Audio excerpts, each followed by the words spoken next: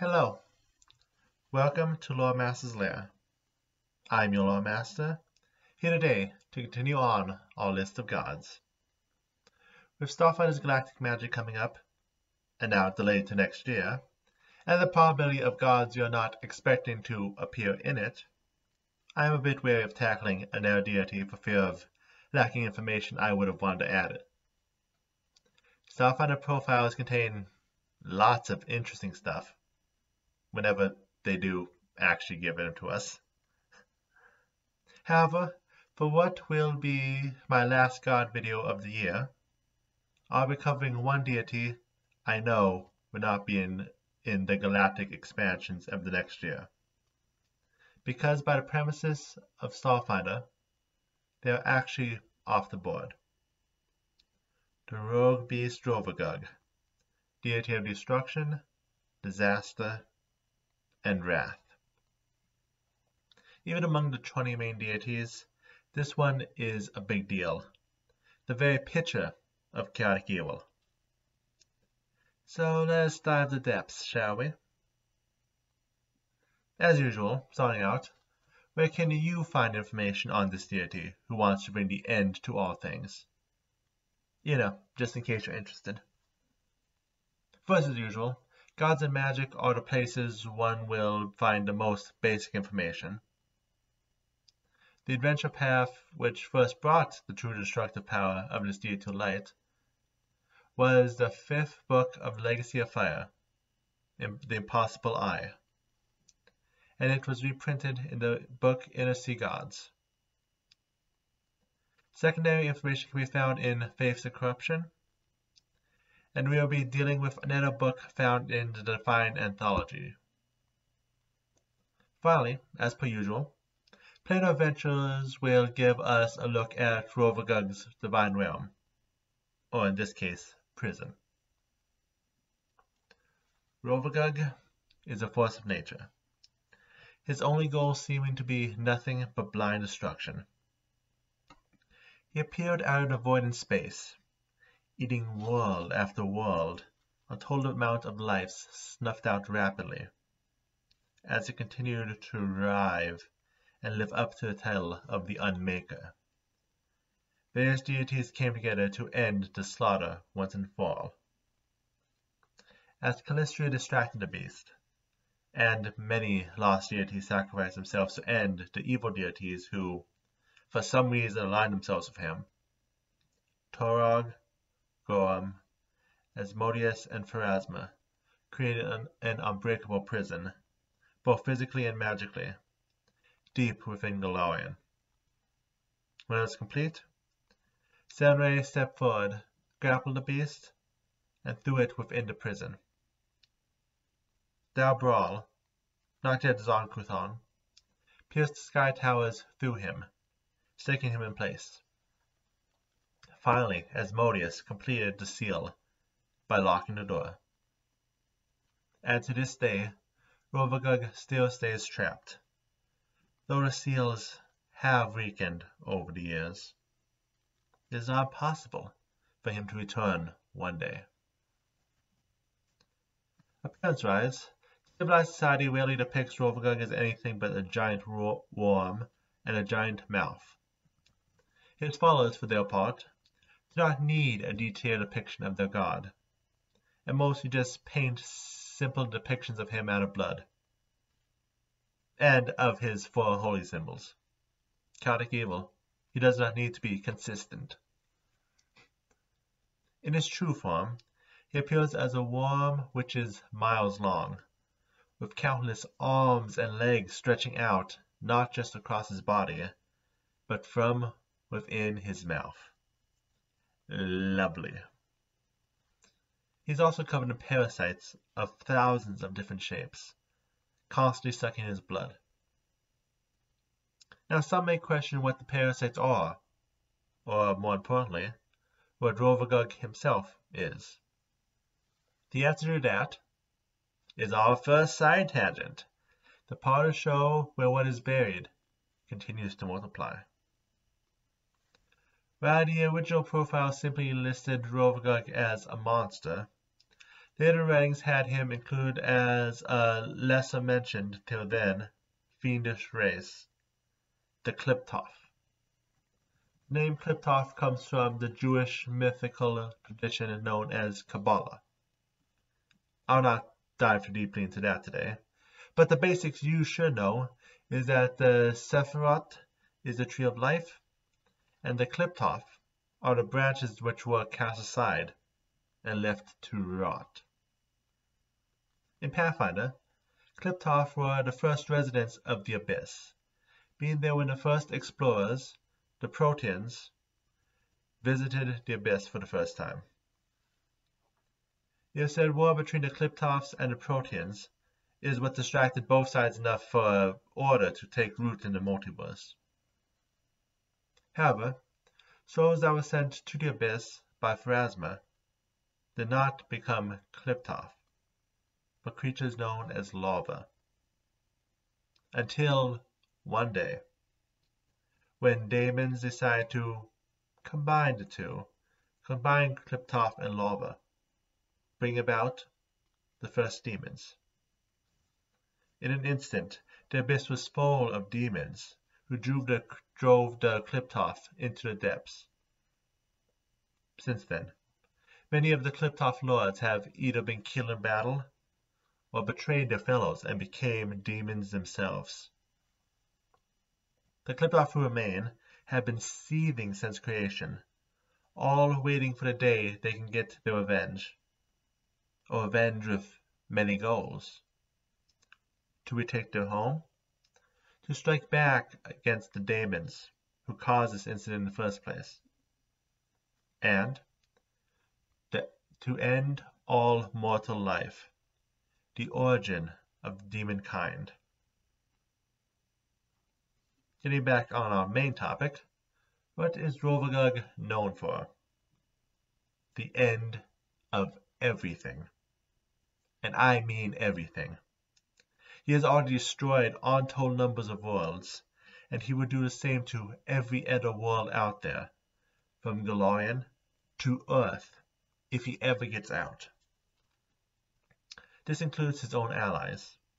Some of his followers delude themselves into thinking they will rule the universe by his side if they please him well enough with their trail of destruction. If you believe that, you do not understand the basics of Rovagug. The word for his most loyal followers is not survival, but the glory of being the first ones eaten. So what kind of people would actually worship the god of destruction? Those who do not care. Love, honor, loyalty? Pah! Who cares about such flimsy things? Rip and tear, rip and tear. If it is not destruction, it is not for them. As you can imagine, they tend to be full of deranged maniacs. There is no civilization which allows the worship of Rovagug, with all such instead being on the fringes of what one would call civilization. Smash, bang, fire!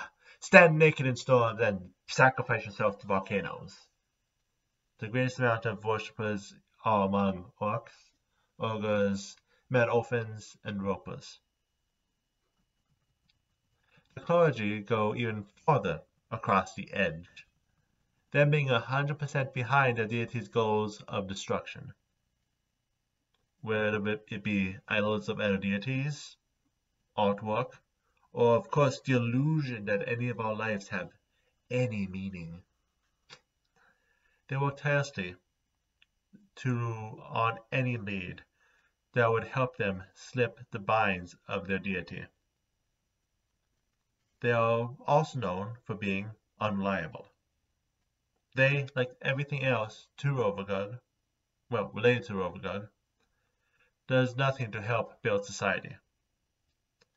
The most moral of followers get by being simple mercenaries, but most are wild bandits who hunt the road, a coin purse and slaughter their daily meal. And in the criminal underworld, where most cults can find some niche, forget about it. They're too wild, too loud. As one would imagine, the hierarchy of the clergy is based entirely on strength, with most priests getting their promotion in blood-stained robes. For churches, as you can guess, Rovagug is not especially welcome in civilization. So shrines are made in isolated caves or dungeons, or sometimes fortresses devoted to orcs or bloodthirsty humans. These temples all have monsters within them, serving as stand-ins for their god, the most common being gricks, ropers, or purple worms. Small ones, of course. Big ones tend to, well, I was going to say eat the followers, but they're going to eat the followers anyway. Larger temples also have a pit in it, helping reach down towards their deity. When it comes to places where his worship is the strongest, 2 points of interest stand out. One is the Pyramid of Kamaria, an Assyrian pharaoh who openly worshipped Rovagug. And of course, the Pit of Gaza, the shaft going directly to his prison. Speaking of his prison, Rovagug's divine realm is not one of his own choosing, but the prison which he is kept, the Dead Vault. I mentioned it before in my video on demiplanes, but some repetition to limit digging can be helpful. So in the middle of the planet of Golarion lies a molten core and a gem, a topaz wrapped in iron bonds and covered in ruins, the universe's greatest bindings. There are also many magical barriers which stop those who try to get inside. Those who look at the prison from the outside, one can see a bug encased, unmoving. To those who do somehow find themselves inside, the demiplane is a hollow sphere, with heavy gravity keeping one standing on the outside wall, though the gravity is heavy enough that it's more like crouching. And in the center is Rovagug, the many star pillars still keeping him in place, for now at least. So, time for miscellaneous facts of the faith. First, where will you most likely find worshippers of Rovagug? Well, a little bit of everywhere, but where most consistently? There's a strong following of the rogue beast in some clans of orcs, which gives him a strong presence in both the whole of Belkzen and the Darklands. A little farther north, some tribes in the realm of the Mammoth Lords have also devoted themselves to the god. In addition, with a strong following around the legendary Pit of Gaza, there has also been many small cults who've mixed themselves in with the Kelish in their conquests and expansions, which has led to a decent presence of the cults in Kidawa, Katapesh, and Osirian. For holidays, even the chaotic evil have their own parties. We have Last Day, the time when planets align, where some believe the binds on their god is weakened each time. And of course, the Waking, an orcish holiday in remembrance of the first time the rogue beast called out to orcish shamans, at the time that he first reawakened. In terms of holy books, are you kidding? Have you forgotten who we are dealing with? The closest thing the God of Destruction has to holy books are the Cycle of the Beast, which are mad ramblings of a mad prophet that he has written all over his asylum walls, and the Red Mark of Zor, a spiral with twisting legs said to bring bad luck to those who look upon it. Now, as per usual, we have our second side tangent dealing with one of the various tomes found in the Divine Anthology. This week's, it's time for another Divine Fighting Style. While the faith lacks a holy book, the followers of Rovagug definitely have many fighting manuals. Chief among them, we have Ravage and Ruin, which, like all books of Rovagug, are written in blood on the skinned flesh of one of his orc priests. Again, lovely. The first copy was found from the Hold of Beltska, but now can be found used by some of the most vicious of tribal societies across northern Avestan. As you can probably guess, it deals with breaking things apart, but also allows one's combat maneuvers to do damage. Non-lethal damage. Does not seem to go with the whole theme, but whatever floats one's boat on a river of blood. So, finally, we look at Rovagug's friends and allies. Yeah, no. All the gods know he's bad news. No one would ever try working with him. The closest is that some think he and the god of the end times, Grotus, might be planning on splitting the bodies and souls between them when the end times do come.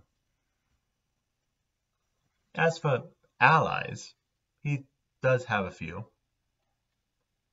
First, when Serenway first imprisoned Rovagug, many angels were sacrificed to help lock him away. One, Gelulabda, still lives, trapped with Rovagug as a broken, crazed mixture of broken rings and melted metals. His form similar to that of what one would think of a gibbering mouther. He acts as if under the constant effect of confusion spell, because that's the only way anyone would work with Rovagug. It should also be noted that he has been known to focus on attacking worshippers of Serenray, for obvious reasons. However, the former angel is not his herald. That instead goes to our third side tangent. A strange thing to have a herald as a side tangent, but it is not a herald. The creatures known as the spawn of Rovagug are a series of creatures who have emerged from the pit of Gaza, all creatures of mass destruction. There are 6 major and multiple minor spawn, the latter not a problem I wish to tackle today, or I risk boring you with just a list of names. But they'll be in a list-like format anyway, so side tangent. First, we have the oldest known being Ulunat, the giant beetle who attacked Osirian, and whose shell now serves at the center of Sophis. Kothogos was the second big one, the dance of disharmony whose death united the nation of Vudra. Zoltani is the creature who is said to be responsible for the vast wastelands of Katapesh, Nex, and Osirian, whose body currently lies in the place known as Pale Mountain. By the way, I should probably mention that these things never truly die, so all 3 still are probably just sleeping.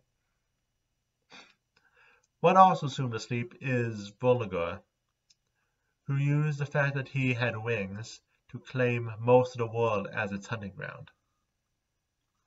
A much more awake creature is Kemnasit, a snake-like creature who calls the Darklands home. And let's not forget the most well-known, the Tarask, the Armageddon engine himself, a creature who is so bad that the anniversary of the people managing to trap him underground in Avestan is considered a national holiday by many countries.